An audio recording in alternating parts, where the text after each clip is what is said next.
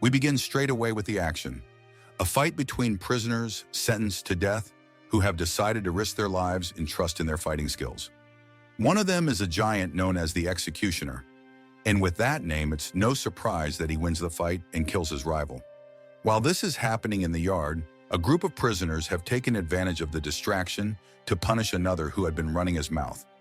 As a result, they decided to rip out his tongue with pliers. The following day, the guards bury the deceased from the previous event, and a new morning dawns at Krakie prison. We move from this harsh reality to another scene where we meet Kel, a worker in the steel branch. His job is to ensure that the molten metal keeps flowing. His wife, Gray, calls him and asks what time he'll be home that night. He replies that he'll do his best to leave early, but Gray, in a somewhat suspicious manner, tells him not to worry. That night, after a long 12-hour shift, Kel drives home and calls his wife to ask if she needs anything. She answers hastily and tells him in a low voice that someone has broken into the house and is trying to attack her. Kel steps on the gas and, on the way, tries to call the police. However, at home, the action has already begun. The intruder has trapped Gray and is not planning anything good. When Kel finally arrives, he finds his wife's body. Caught in this horrific situation, he fails to notice that the intruder is still there, and he's attacked from behind. Although the blow nearly takes him down, rage takes over his body at that moment, and Kel chases the intruder into the street, eventually seeing him board a bus. Kel manages to catch up with him, and a fight breaks out. Punches and kicks fly until Kel makes a move that sends the intruder through the window. The fight continues on the street. Suddenly, a man on a motorcycle appears and can't stop in time, crashing to the ground and letting his motorcycle roll over Kel's hand. The perpetrator escapes, and Kel is arrested by the police. A few weeks later, we see Kel on a bus heading to Krakie, a place where he will spend the rest of his life. But first, let's make sense of everything. During the trial, Kel was able to identify his wife's killer, but it turns out that this sadistic individual comes from a very wealthy family who bought his freedom. Sergio and his family didn't even look worried in court, as his father had assured them he wouldn't spend a day in prison. When the judge declared Sergio innocent for lack of evidence, Kel couldn't bear it any longer. At the first opportunity, he grabbed a guard's weapon and fired 6 bullets into Sergio to wipe off that stupid grin on his face. Now that we know Kel took justice into his own hands, it makes more sense that he is on his way to prison. Upon arrival, the prison leader, General Rusov, welcomes them and explains the rules. Anyone who tries to escape ends up with broken legs, and everyone works to pay for their stay. After they take all their belongings and clothes away, Kel meets Tolek, the head guard, who notices Kel trying to keep his wedding ring. When Kel refuses to remove the ring, Tolek beats him with a baton and then snatches it away, promising to take good care of it. After packing 50 prisoners into a cell with only a few bunks, Kel realizes what his life will be like from now on. The only thing he was allowed to keep is a photo of his wife. Those memories are all he has left of her. That night, the guards return and pull a boy named Billy out of his cell. They take him to another inmate, a man named Andre, who wants a private session with the boy. The next morning during lineup, we see the result of Billy's session with Andre. His face is badly beaten, and his spirit, like his backside, is shattered. Seeing the poor kid in that state, Kel can't help but feel anger. At that moment, Andre walks past, and his face looks very much like Sergio's, making it impossible for Kel to hold back. After the fight, the guards place Kel in solitary confinement, where he stays for several days, long enough for him to lose track of time. The cell is torture, the smell is nauseating, and there's little oxygen. Kel even tries to take his own life using his clothes as a rope, but fails miserably. Once he's out of solitary, they take him to a new cell and introduce him to his new cellmate, an enormous man called 451. He has killed all his previous cellmates, and Kel is terrified when he hears this. However, Kel manages to survive the night by staying silent and letting 451 read his books in peace. The following day, after forced labor, the inmates are in the yard when Andre throws a ball at Kel, but it instead hits another prisoner belonging to a rival gang, sparking a brawl. Luckily, Tolek intervenes and tells them to settle their differences in the arena so they can earn some money. That afternoon, Kel talks with Billy and meets a man named Malachi, who tells them that Andre is part of the mob and bribes the guards so they'll let him do whatever he wants. When the weekend arrives, the arena starts, and once the fight begins, Andre wins easily. That night, he wants to celebrate and asks the guards to bring Billy to his cell again. But the boy refuses to suffer the same abuse and tries to attack Andre with a sharpened toothbrush. However, Andre has a knife and stabs him, all of this in front of the guards, who merely remove Billy's body and leave. The next day during lunch, Kel finds out what happened to Billy. At that very moment, Andre comes over to provoke him and make fun of the kid's critical condition. Kel snaps and readjusts Andre's jaw with a punch, then jumps on him, unleashing chaos in the cafeteria. As a result, Kel is sent to solitary confinement for 6 months. While this is happening, Billy leaves the infirmary and is sent to forced labor. One morning, he comes across an abandoned mine. Everyone steps back and calls the guards, who prepare to detonate it when nobody's close.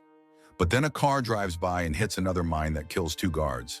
The chaos provides the perfect distraction, and Billy knows he won't get another chance, so he runs for it.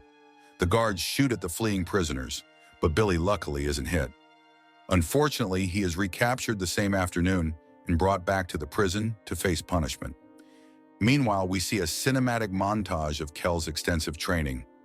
He has decided to fight for his life and has been preparing for the moment when Andre comes after him. Once Kel leaves solitary, Andre has arranged for them to be opponents in the next arena match. When the fight begins, it seems Kel's muscle is no match for Andre's brutal attacks. Andre fights without rules and fights dirty. So as soon as he sees a chance, Kel fights dirty too. After biting Andre's neck, he manages to rip his jugular open. With Andre's death, Kel becomes a celebrity among the prisoners. Even other high-ranking military officers visit Rusov to enjoy the fights and place bets. With each victory, Kel becomes more of a heartless beast and transforms into something else entirely. One morning, Kel's brother Paul comes from the United States to tell him that he might be able to get him transferred to a prison in America. But Kel refuses. He doesn't want to start over someplace else. Here, he's already respected. When he returns from his visit, he bumps into Billy, who had tried to escape once more and was now beaten so badly he wouldn't recover. Valya, Tolik's favorite inmate and the one who dealt out beatings to anyone who tried to escape, is now on Kel's radar. Kel has no intention of letting him get away with it. The upcoming fight draws so much attention that Rusov thinks it's a good idea to invite all his general friends to place bets on the event. However, on the day of the fight, the only thing Kel can hear are Billy's last words, telling him not to let the prison change who he truly is. Tolik gives the order to start, but Kel just crouches down and refuses to fight, completely ruining the event and embarrassing Rusov. To show that Kel is just another prisoner, Rusov orders him to be tied up in the yard for 7 days. For that entire time, he hangs there for everyone to see until his spirit is broken.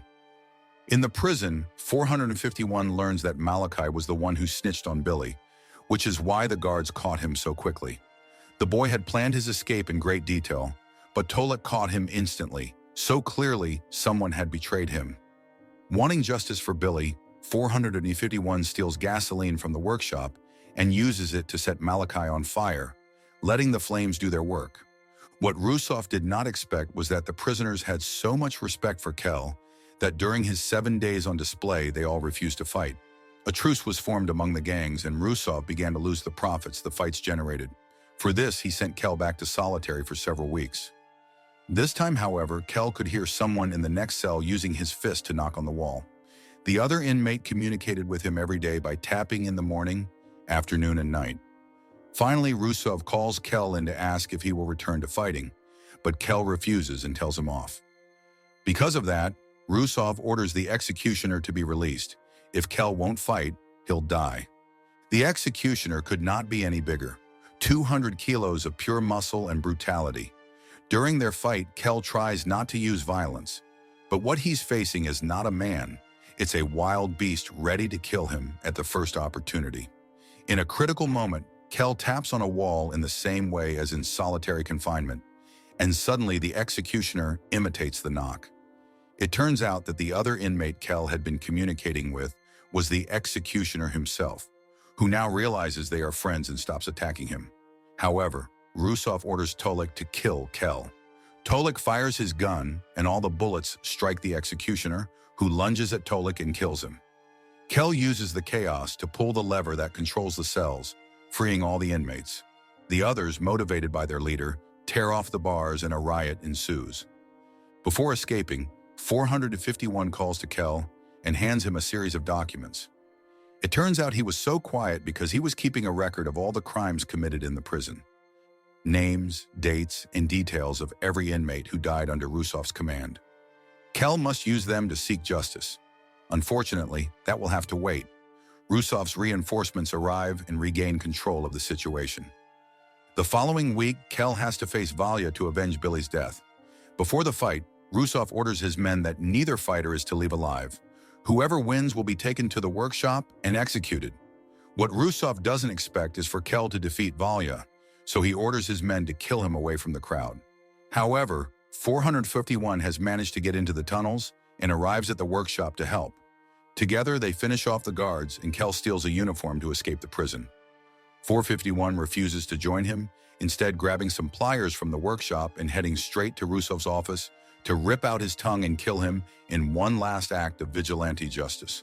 The film ends with Kel driving away in Tolik's car, and a few months later, the prison is shut down because of the crimes committed within its walls. All the guards are put on trial, and the remaining inmates are transferred to other prisons where, hopefully, things will be better. If you want interesting movie recaps, like, share, and subscribe to follow us for more movie recaps.